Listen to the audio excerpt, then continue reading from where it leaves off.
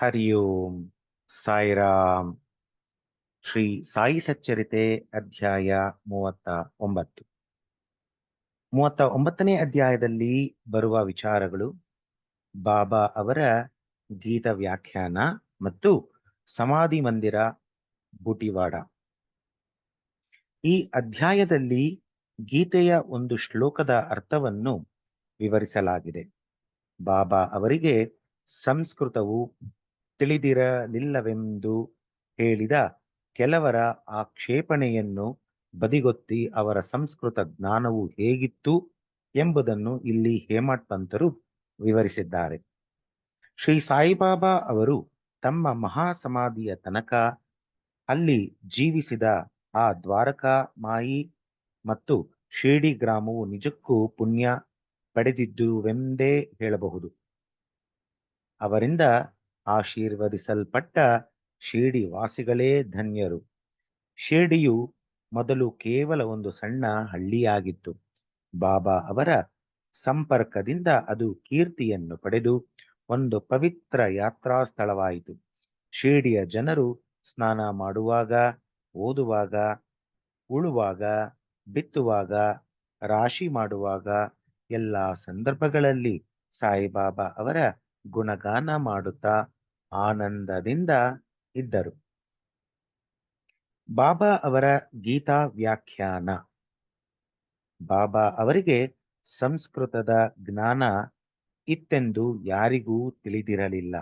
ಒಂದು ದಿವಸ ನಾನಾ ಸಾಹೇಬ್ ಚಾಂದೋರ್ಕರ ಅವರಿಗೆ ಭಗವದ್ಗೀತೆಯ ಒಂದು ಶ್ಲೋಕವನ್ನು ವಿವರಿಸಿ ಎಲ್ಲರನ್ನೂ ಬೆರಗುಗೊಳಿಸಿದರು ಬಾಬಾ. ನಾನಾ ಸಾಹೇಬರು ಪವಿತ್ರವಾದ ವೇದಾಂತವನ್ನು ಬಹುಮಟ್ಟಿಗೆ ಬಲ್ಲವರಾಗಿದ್ದರು. ಅವರು ಗೀತೆ ಮತ್ತು ಅದರ ಮೇಲಿನ ಟೀಕೆಗಳನ್ನು ಸಹ ತಿಳಿದು ಬಹಳ ಅಹಂಭಾವದಿಂದ ಇದ್ದರು. ಇದು ಬಾಬಾ ಅವರಿಗೆ ಗೊತ್ತಿಲ್ಲವೆಂದು ಮತ್ತು ಅವರಿಗೆ ಸಂಸ್ಕೃತವೇ ಬಾರದೆಂದು ಅವರು ತಿಳಿದಿದ್ದರು. ಬಾಬಾ ಅವರು ಈ ಗುಳ್ಳೆಯನ್ನು ಒಡೆದರು. ಒಂದು ದಿನ ಮಸೀದಿಯ ತುಂಬ ಭಕ್ತರು ನೆರೆದಿದ್ದರು. ಆಗ ನಾನಾ ಅವರು ಬಾಬಾ ಅವರ ಪಾದ ಸೇವೆ ಮಾಡುತ್ತಾ ಕುಳಿತಿದ್ದರು. ಆಗ ಬಾಬಾ ಅವರು, ನಾನಾ, ಅದೇನು ಗೊಣಗುಟ್ಟುತ್ತಿರುವೆ ಎಂದು ಕೇಳಿದರು. ಆಗ ನಾನಾ, ಒಂದು ಸಂಸ್ಕೃತ ಶ್ಲೋಕ ಹೇಳುತ್ತಿದ್ದೇನೆ ಎಂದರು.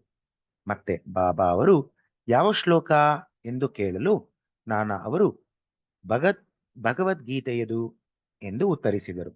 ನಂತರ ಬಾಬಾ ಅವರು, ಸ್ವಲ್ಪ ಜೋರಾಗಿ ಹೇಳು ಎನ್ನಲು ನಾನಾ ಅವರು, ತದ್ವಿಧಿ ಪ್ರಣಿಪಾತೇನ ಪರಿಪ್ರಶ್ನೇನ ಸೇವಯಾ ಉಪದೇಕ್ಷಂತಿ ತೇ ಜ್ಞಾನಂ ಜ್ಞಾನಿನಸ್ತತ್ವದರ್ಶಿನಃ.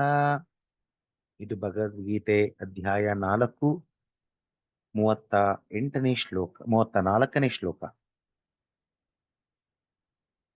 ಇದರ ಅರ್ಥ, ವಂದನಾಪೂರ್ವಕವಾಗಿ ಪುನಃ ಪುನಃ ಪ್ರಶ್ನೆಗೈದು ಸೇವೆಯನ್ನು ಮಾಡಿ ಅದನ್ನು ನೀನು ತಿಳಿ.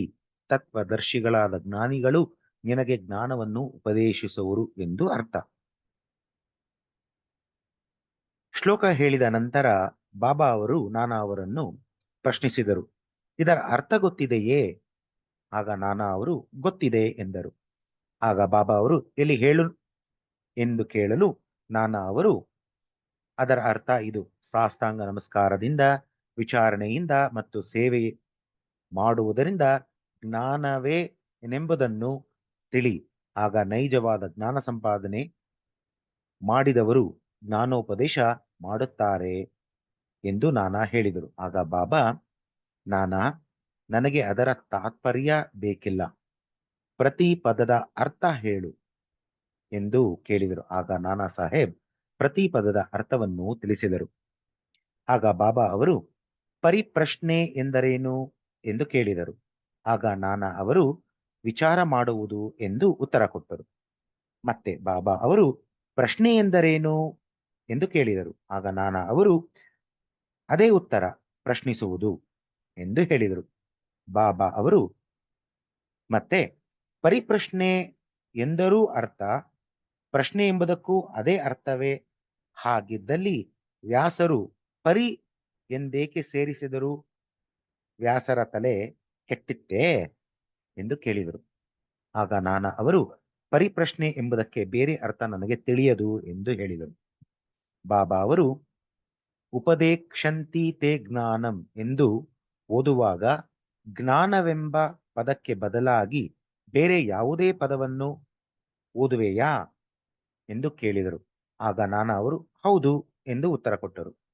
ಮತ್ತೆ ಬಾಬಾ ಅವರು ಆ ಪದ ಯಾವುದು ಎಂದು ಕೇಳಲು ನಾನ ಅವರು ಆ ಪದ ಅಜ್ಞಾನ ಎಂದು ಉತ್ತರಿಸಿದರು. ಮತ್ತೆ ಬಾಬಾ ಅವರು ಅದರಿಂದ ಶ್ಲೋಕಕ್ಕೆ ಬೇರೆ ಅರ್ಥವಿದೆಯೇ ಎಂದು ಕೇಳಲು ನಾನ ಅವರು ಇದೆ, ಆದರೆ ಶಂಕರ ಭಾಷ್ಯದಲ್ಲಿ ಅಂತಹ ರಚನೆಯನ್ನು ಕೊಟ್ಟಿಲ್ಲ ಎಂದು ಹೇಳಿದರು. ಆಗ ಬಾಬಾ ಅವರು ಅವರು ಕೊಡದಿದ್ದರೆ ಪರವಾಗಿಲ್ಲ, ಅಜ್ಞಾನವೆಂಬ ಪದವನ್ನು ಉಪಯೋಗಿಸುವುದರಿಂದ ಒಳ್ಳೆಯ ಅರ್ಥ ದೊರಕಬಹುದಾದರೆ ಉಪಯೋಗಿಸಲು ಅಭ್ಯಂತರವೇನು ಎಂದು ಕೇಳಿದರು. ಆಗ ನಾನ ಅವರು ಅಜ್ಞಾನದ ಪದ ಉಪಯೋಗಿಸಿ ಅರ್ಥ ಮಾಡಲು ನನಗೆ ಸಾಧ್ಯವಿಲ್ಲ ಎಂದು ನಾನ ಉತ್ತರಿಸಿದರು.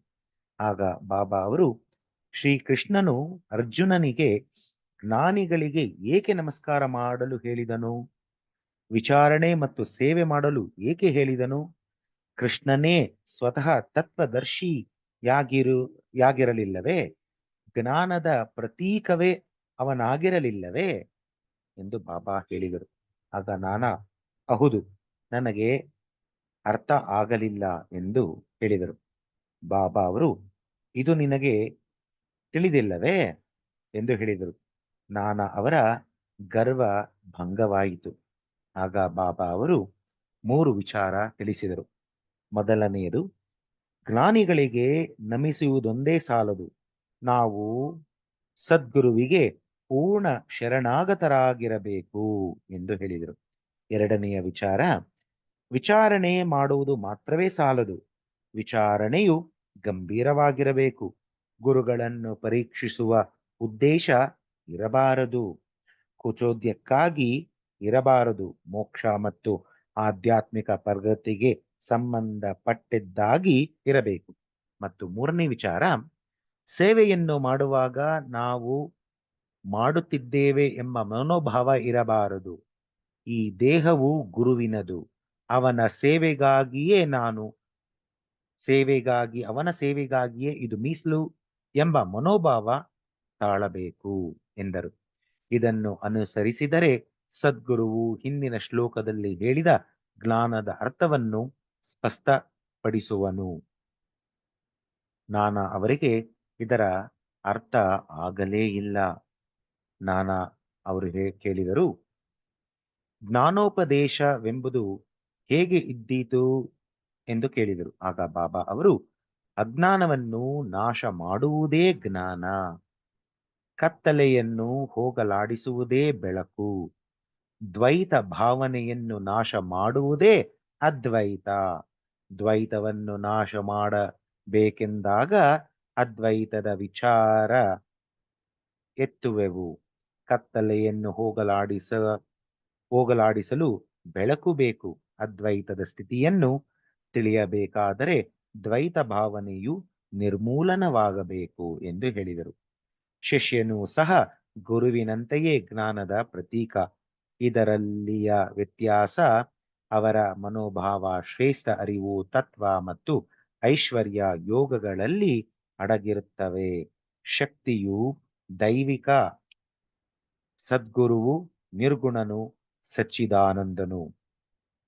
ಮಾನವರನ್ನು ಉದ್ಧರಿಸಿ ಲೋಕೋದ್ಧಾರ ಮಾಡಲು ಅವನು ಮಾನವನಾಗಿ ಅವತರಿಸುತ್ತಾನೆ. ಅವನ ನೈಜತ್ವವಾಗಲಿ, ದೈವಿಕ ಶಕ್ತಿಯಾಗಲಿ, ಯೋಗ್ಯತೆಯಾಗಲಿ ಕುಗ್ಗದಂತಿರುವುವು. ಶಿಷ್ಯನು ಸಹ ಅದೇ ಸ್ವರೂಪವುಳ್ಳವನೇ. ಆದರೆ ಅವನು, ಅಂದರೆ ಶಿಷ್ಯ, ಅಸಂಖ್ಯಾತ ಜನ್ಮಗಳನ್ನೆತ್ತಿ ಶುದ್ಧ ಚೈತನ್ಯವನ್ನರಿಯದೆ ಅಜ್ಞಾನದಲ್ಲಿ ಬಿದ್ದಿರುತ್ತಾನೆ. ಅವನಿಗೆ ನಾನೇ ಜೀವ, ಪ್ರಾಣಿ, ನಮ್ರತೆಯುಳ್ಳವನು ಎಂಬ ಕಲ್ಪನೆ ಬರುತ್ತದೆ. ಗುರುವು ಅವನನ್ನು ಆ ಅಜ್ಞಾನವೆಂಬ ಸುಳಿಯಿಂದ ತಪ್ಪಿಸಿ ಉಪದೇಶ ನೀಡಬೇಕು. ಕೊನೆಯಿಲ್ಲದ ಜನ್ಮಾಂತರಗಳಲ್ಲಿಯೂ ನಾನೇ ಜೀವ, ನಾನೇ ಪ್ರಾಣಿ ಎಂದು ನಂಬಿರುವ ಶಿಷ್ಯನಿಗೆ ಗುರುವು ಅವನ ನೂರಾರು ಜನ್ಮಗಳಲ್ಲಿ ನೀನೇ ದೇವರು, ನೀನೇ ದೊಡ್ಡವನು, ಸಂಪನ್ನನು ಎಂದು ಬೋಧಿಸಿ ಅವನನ್ನು ದಿಗ್ಬಂಧಿತನನ್ನಾಗಿ ಮಾಡುತ್ತಾನೆ. ಆಗ ಅವನಿಗೆ ಅರಿವು ಉಂಟಾಗುತ್ತದೆ. ನಾನು ದೇಹ, ನಾನು ಜೀವ ಮಾತ್ರ. ಈ ಪ್ರಪಂಚ ಮತ್ತು ಪರಮಾತ್ಮನೆಂಬುವುದು ನನ್ನಿಂದ ಬೇರೆಯಾದದ್ದು ಎಂಬ ಶಿಷ್ಯನ ಭ್ರಮೆಯು ಅವನಲ್ಲಿ ಜನ್ಮ ಜನ್ಮಾಂತರಗಳಿಂದ ಹುಟ್ಟಿ ಬಂದ ದೋಷ. ಈ ಭ್ರಮೆ ಮತ್ತು ದೋಷವನ್ನು ಬೇರು ಸಹಿತ ನಿರ್ಮೂಲನ ಮಾಡಲು ಅವನು ವಿಚಾರಣೆ ಮಾಡತೊಡಗಬೇಕು. ಅಜ್ಞಾನವೆಂಬುದು ಹೇಗೆ ಹುಟ್ಟಿತು, ಅದೆಲ್ಲಿದೆ, ಇದನ್ನು ಅವನಿಗೆ ತೋರಿಸುವುದೇ ಗುರುವಿನ ಉಪದೇಶ. ಇದಕ್ಕೆ ಸಂಬಂಧಪಟ್ಟ ಉದಾಹರಣೆಗಳು ಈ ರೀತಿ ಇವೆ. 1. ನಾನೇ ಜೀವ. 2.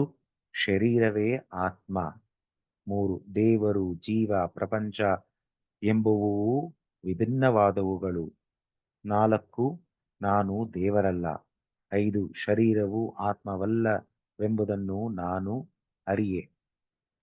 6. ಪರಮಾತ್ಮ, ಜೀವ, ಪ್ರಪಂಚ, ಶರೀರ ಇವು ಒಂದೇ ಎಂಬುದನ್ನು ನಾನರಿಯೆ.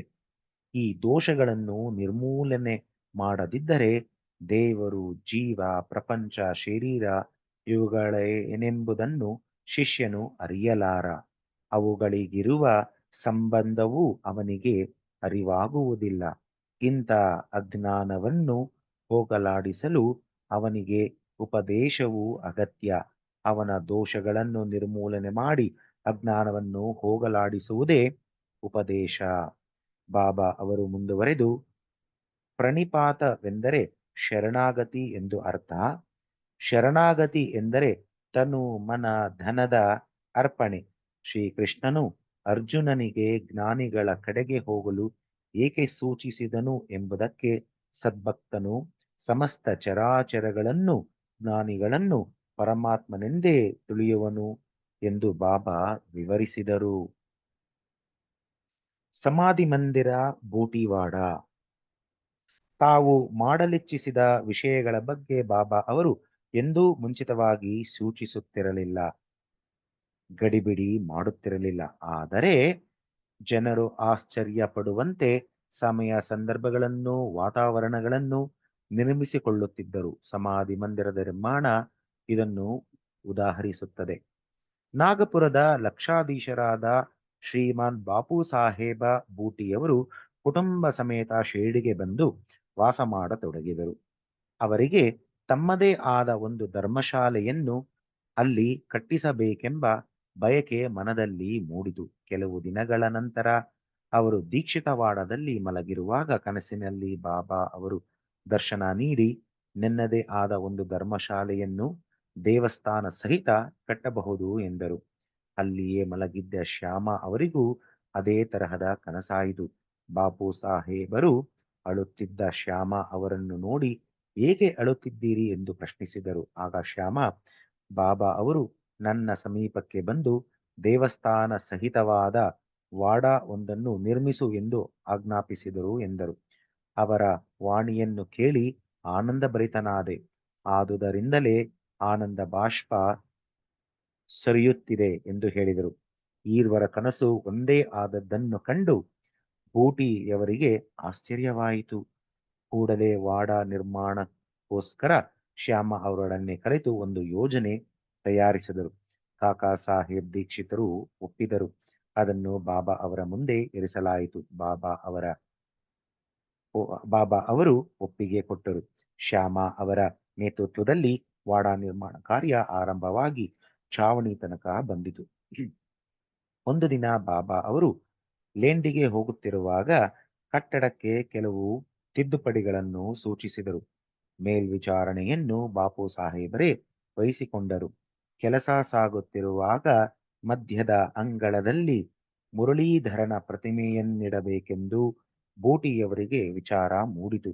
ಇದನ್ನು ಬಾಬಾ ಅವರಿಗೆ ತಿಳಿಸಲು ಶ್ಯಾಮ ಅವರಿಗೆ ಹೇಳಿದರು.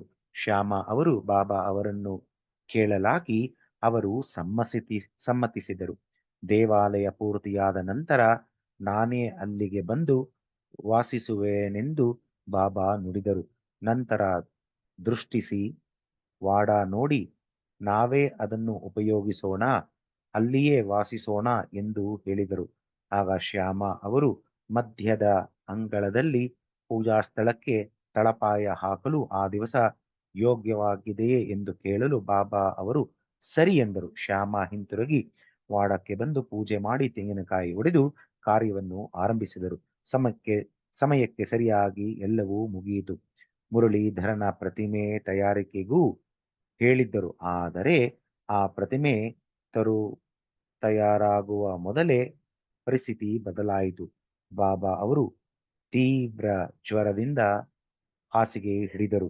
ಬಾಪು ಸಾಹೇಬರು ತಮ್ಮ ವಾಡ ಬಾಬಾ ಅವರ ಪಾದಧೂಳಿಯಿಂದ ಪವಿತ್ರವಾಗುವುದೋ ಇಲ್ಲವೋ ಎಂಬ ಕಳವಳದಿಂದ ಇದ್ದರು. ಬಾಬಾ ಅವರು ಗತಿಸುವ ಮೊದಲು ನನ್ನನ್ನು ವಾಡಕ್ಕೆ ಕರೆದುಕೊಂಡು ಹೋಗಿ ಎಂದು ಹೇಳಿದರು. ಆದುದರಿಂದ ಅವರೆಲ್ಲರಿಗೂ ಸಮಾಧಾನವಾಯಿತು. ಬಾಬಾ ಇಹಲೋಕವನ್ನು ತ್ಯಜಿಸಿದ ನಂತರ ತಕ್ಕ ಮರ್ಯಾದೆಗಳಿಂದ ಮತ್ತು ಸಂಭ್ರಮದಿಂದ ಮುರಳೀಧರರ ಪ್ರತಿಮೆಗೋಸ್ಕರ ಮೀಸಲಾಗಿದ್ದ ಸ್ಥಳದಲ್ಲಿ ಅವರನ್ನು ಸಮಾಧಿ ಮಾಡಲಾಯಿತು. ನಿಜವಾಗಿಯೂ ಬಾಬಾ ಮುರಳೀಧರನಾದರು. ಇದೇ ಈಗಿರುವ ಮಹಾಸಮಾಧಿ ಮಂದಿರ. ಬಾಬಾ ಅವರ ಪರಮ ಪವಿತ್ರವಾದ ಶರೀರವು ಸಮಾಧಿ ಮಾಡಲ್ಪಟ್ಟಿರುವ ವಾಡ ನಿರ್ಮಾಣಕಾರರಾದ ಶ್ರೀಮಾನ್ ಬೂಟಿಯವರೇ ಧನ್ಯರು. ಓಂ ತತ್ಸತ್. ಓಂ ಸದ್ಗುರು ಶ್ರೀ ಸಾಯಿ ಚರಣಾರ್ಪಣಮಸ್ತು. ಇಲ್ಲಿಗೆ ಅಧ್ಯಾಯ 39 ಸಂಪೂರ್ಣವಾಯಿತು. ಸಾಯಿರಾಮ್.